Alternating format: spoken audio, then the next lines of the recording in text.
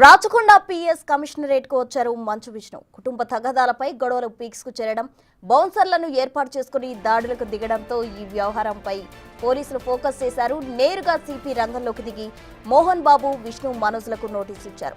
ఇప్పటికే మనోజ్ సిపి ముందు హాజరై విషయంపై వివరణ ఇచ్చారు. ఇక మోహన్ బాబు హాస్పిటల్లో ఉండడంతో విచారణకు హాజరు కాలేదు. ఇక విష్ణు మాత్రం సిపి ముందుకొచ్చారు.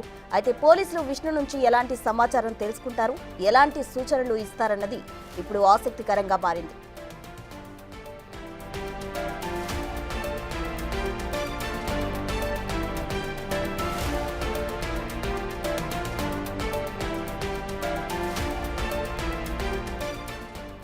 రాచకొండ పోలీస్ కమిషనరేట్ కు మంచు విష్ణు వచ్చారు. అయితే కుటుంబ తగాదాలపై గొడవలు పీక్స్ కు చేరడం, అటు బౌన్సర్లు ఏర్పాటు చేసుకుని దాడులకు దిగడంతో ఈ వ్యవహారంపై పోలీసులు ఫోకస్ చేసినట్లు తెలుస్తుంది. నేరుగా సిపి రంగంలోకి దిగి మోహన్ బాబు, విష్ణు, మనోజ్లకు నోటీసులు ఇచ్చారు. ఇప్పటికే మనోజ్ సిపి ముందు హాజరై విషయంపై వివరణ ఇచ్చినట్టు సమాచారం. ఇక మోహన్ బాబు హాస్పిటల్లో ఉండడంతో విచారణకు అయితే హాజరు కాలేదు. విష్ణు మాత్రం సిపి ముందుకు వచ్చారు. అయితే పోలీసులు విష్ణు నుంచి ఎలాంటి సమాచారం తెలుసుకుంటారు, ఎలాంటి సూచనలు ఇస్తారన్నది ప్రజెంట్ ఆసక్తికరంగా మారింది.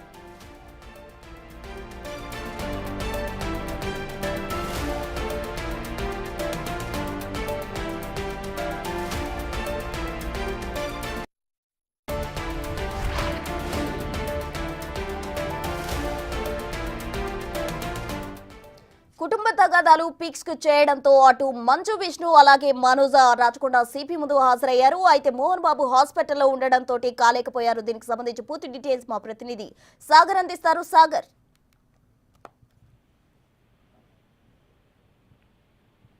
ప్రస్తుతం ఇప్పటికీ మనం చూసాం, ఉదయం నుంచి ఈ మంచు కుటుంబంలో వివాదం నోటీసుల పర్వంతో కొనసాగుతున్నది. ఇప్పటికే మంచు మనోజ్ రాచకొండ సిపి ముందు హాజరై విచారణకు హాజరయ్యారు. తనకు సంబంధించినటువంటి వివాదానికి సంబంధించినటువంటి పూర్తి వివరాలు కూడా ఆయన వెల్లడించారు. తనకు సంబంధించినటువంటి ఈ బాండ్ పేపర్ మీద కూడా సైన్ చేశారు. ఎలాంటి వివాదాలు, గొడవలు సృష్టించిందని. కొద్దిసేపటి క్రితమే రాచకొండ కమిషనర్ కార్యాలయానికి విష్ణు చేరుకున్నాడు. మంచు విష్ణు. ఈ విచారణ అయితే కొనసాగుతుంది. మరికొద్ది సేపట్లో విచారణ అనంతరం కూడా ఈ కీలక విషయాలు బయటికి వచ్చే అవకాశం ఉంది. ఎందుకంటే ఇప్పటికే మోహన్ బాబుకు మాత్రం ఊరట ఇచ్చింది హైకోర్టు. ఎందుకంటే ఆరోగ్య పరిస్థితుల నేపథ్యంలో తనకు విచారణకు సమయం కావాలని చెప్పి ఆయన అడిగిన నేపథ్యంలో హైకోర్టు ఉపశమనం కల్పించిందని చెప్పుకోవచ్చు.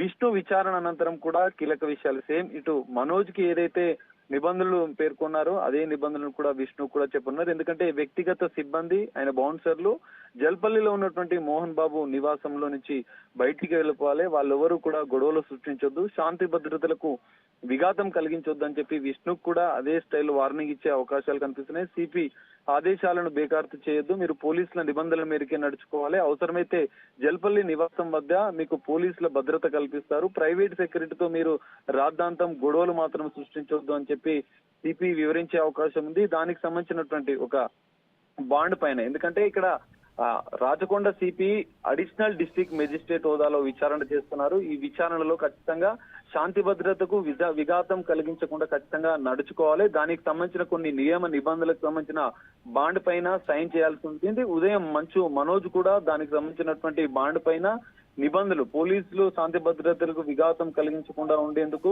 కొన్ని నిబంధనలు ఉంటాయి. ఆ నిబంధనల ప్రకారం వాళ్ళు సైన్ చేయాల్సి ఉంటుంది. అదే ప్రకారం విష్ణు కూడా విచారణలో భాగంగా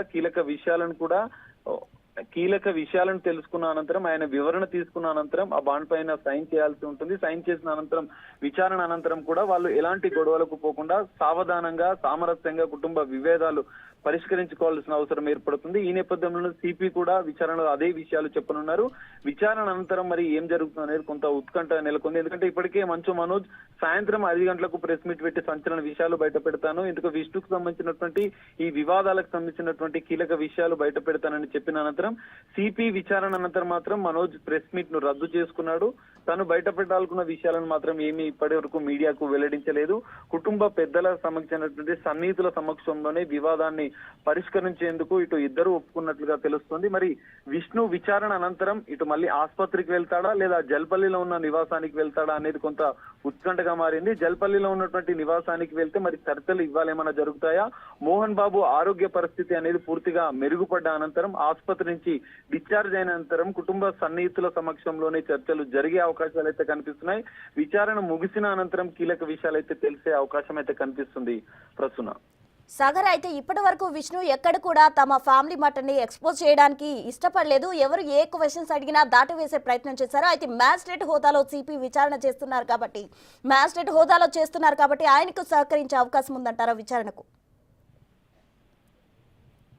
ఖచ్చితంగా ప్రస్తుతం ఇప్పటి వరకు జరుగుతున్న విచారణ, సిపి చేస్తున్నటువంటి విచారణ ఇది అంతర్గత డిపార్ట్మెంట్లకు సంబంధించిన అంతర్గత విచారణ నేపథ్యంలో 4 రోజులుగా వివాదానికి సంబంధించిన వివరాలతో పాటుగా కుటుంబ విభేదాలు ఎందుకు జరుగుతున్నాయి, దాడులు చేసుకోవాల్సిన పరిస్థితి ఎందుకు వస్తుంది, మీ ఇరు గ్రూపులకు సంబంధించినటువంటి వ్యక్తిగత సిబ్బంది బౌన్సర్ల హడావిడి జన్పల్లి ప్రైవేట్ సెక్యూరిటీతో మీరు దాడులు ఎందుకు చేసుకుంటున్నారన్న ప్రశ్నలు కూడా సిపి అడిగే అవకాశాలు ఉంది. ఎందుకంటే ఇప్పటికే విష్ణు విదేశాల నుంచి వచ్చిన అనంతరం ఈ వివాదాలు కూడా పెరిగాయి. ఇరువురు ఇటు మోహన్ బాబు, మంచు మనోజ్ ఫిర్యాదులు చేసుకున్నప్పటికీ కేసులు నమోదు చేసుకున్న పోలీసులు దర్యాప్తు కొనసాగిస్తున్నారు. స్టేట్మెంట్ కూడా రికార్డ్ చేసుకుని చట్టపరంగా వాళ్ళు విచారణ చేస్తున్నారు పోలీసులు. ఈ నేపథ్యంలో విష్ణు వచ్చిన తర్వాత హడావిడి పెరిగింది.